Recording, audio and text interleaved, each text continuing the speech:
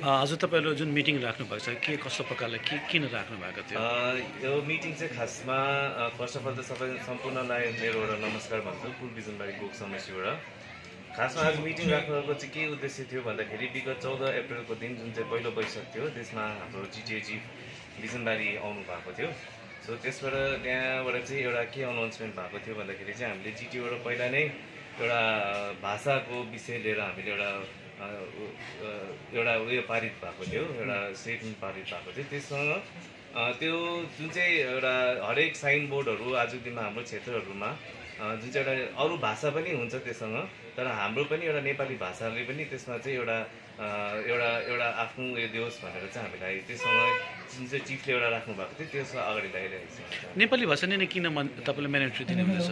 नेपाली भाषालाई मान्यता भन्दाखेरि आजको दिनमा एउटा हामी गोर्खा टेरिटोरियल एडमिनिस्ट्रेसन अन्डरमा बसिरहेको छौँ है। सो हाम्रो अरू भाषाहरू सँगसँगै हाम्रो एउटा नेपाली भाषा पनि इम्पोर्टेन्ट हो अनि हामी यहाँ नेपाली जाति ज्यादा भएकोले गर्दाखेरि हाम्रो भाषालाई पनि मान्यता होस् भनेर हामीले यसलाई अगाडि ल्याइरहेको छौँ। यो चाहिँ तपाईँले कुनै समय तोक्नु भएको छ कि? यसमा चाहिँ आजको दिनमा हाम्रो चारटै कुल बिजनबारी गोक समष्टिमा 4टा जिपी पर्छ।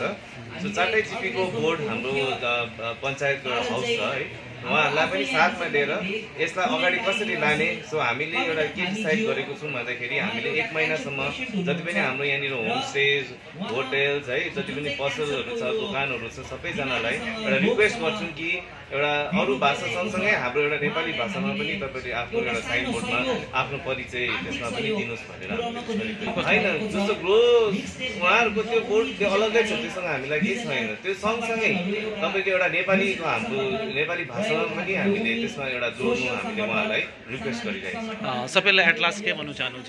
सबैजनालाई एट लास्ट एउटा के रिक्वेस्ट गर्न चाहन्छौँ भन्दाखेरि चाहिँ आजको दिनमा कुल बिजनबारी समष्टिले हाम्रो जुन चाहिँ जिटिए चिफले एउटा हामीलाई निर्देश दिनुभएको छ है कि एउटा राम्रो काम, अब त्यो निर्देश पनि भन्दा एउटा राम्रो कार्य भन्छु म, जसमा चाहिँ अब एउटा हाम्रो नेपाली भाषालाई पनि एउटा हाम्रो मान्यता हुनुपर्छ हाम्रो ठाउँमा होइन। अन्त त्यसले गर्दाखेरि हाम्रो जति पनि हाम्रो यहाँको बिजनेस कम्युनिटीहरू छ, जतिजना हाम्रो होटेलियर्सहरू छ, रेस्टुरेन्ट्सहरू सबैजनालाई रिक्वेस्ट गर्छौँ कि अरू भाषा सँगसँगै हाम्रो भाषाको पनि एउटा मान्यता होस् त्यसमा र हाम्रो भाषाको पनि एउटा त्यहाँनिर एउटा अगाडि एउटा बोर्ड होस् भनेर हामीलाई त्यसमै रिक्वेस्ट गर्नु छ।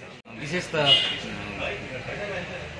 जिटिए अध्यक्षको जुन चाहिँ उहाँले भन्नुभएको हाम्रो पहिलो बैठकमा जुन चाहिँ एनाउन्समेन्ट गर्नुभएको थियो, जस एनाउन्समेन्टद्वारा हामी जति पनि जिटिए क्षेत्रमा बसोबासो गर्छौँ र जिटिए क्षेत्रको जति पनि बिजनेस कम्युनिटीहरू छ अफिसहरू छ त्यसमा चाहिँ हामीले नेपाली भाषालाई मान्यता दिनुपर्छ भन्ने जुन सोच र यहाँको माग छ क्षेत्रीय माग, त्यसलाई हामी अगाडि राख्दै हाम्रो जिटिए क्षेत्रमा चाहिँ सम्पूर्ण दोकानपाट अफिस इत्यादि क्षेत्रहरूमा चाहिँ नेपाली भाषामा नै बोर्ड लगाएको हुनुपर्छ र लाग्नुपर्छ भन्ने सोच्दै नै आज हामी हाम्रो क्षेत्रमा पनि कुल बिजनबारी गोक समष्टिमा पनि त्यसलाई नै फलोअप गर्दै हामी सम्पूर्ण क्षेत्रमा नेपाली भाषाको बोर्ड लगाउनुपर्छ भन्ने यहाँहरूलाई विशेष बिन्ती बिछाउनको निम्ति आज हामी सभा बसेका छौँ। तपाईँको सभामा कतिको समर्थन पाए कि यहाँको लाउनै पर्छ भनेर चाहिँ?